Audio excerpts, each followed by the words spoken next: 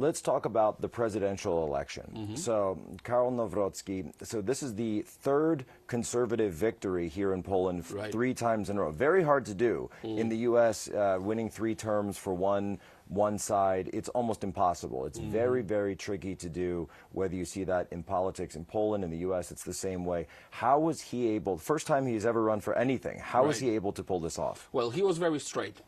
He was very straight about his policy, about his vision.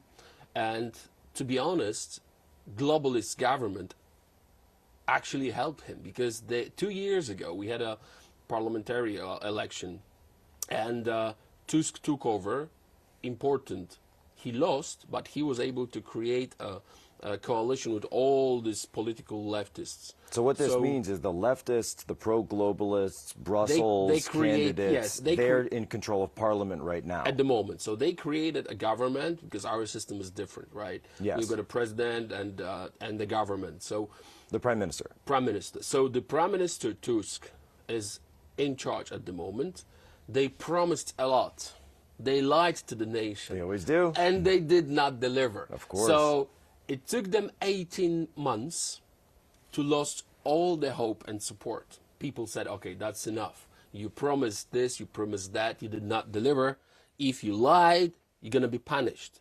And Nawrocki was very straight about what he's going to do as a president. As a president, he has a right, legal right, to submit his bill to the parliament, and he promised to submit his projects, his bills, his acts according to their promises. So now they will have to vote over their own promises. Oh, so they've their own legislative agenda. That's right. So if they promise the cuts of the taxes, they will have to vote over it, because they are obliged to do so if president is asking about it, and they will have to vote against their own promises. So that was checkmate, and I think that was great. And he won because he was great and honest, and they lost because they lied. And it's so typical, because they promised people so much. They created themselves. I mean, the image of this globalist was so beautiful, and it took them 18 months to prove that they lied. So we won 3rd time in a row because they keep lying. And people, unfortunately, not only Polish, but many nations are misled by all these fake promises. So now I think it's a matter of time that conservatives will win elections to the parliament. We are going to have our own prime minister, and we're going to lead Poland as we used to for the past 8 years. For those who do not know, we had our government for 2 terms. Our term is 4 years for the government. We were in charge for 8 years. That's why Poland is so safe. This is what we left. This is why Poland is so clean. All this data, every single time when I do an interview for international outlets, I'm trying to give you a data, not my personal political opinion, but a data. And it's very, very simple. Safest place in Europe. When you see European Union, Eurostat data, Poland, the safest place in Europe.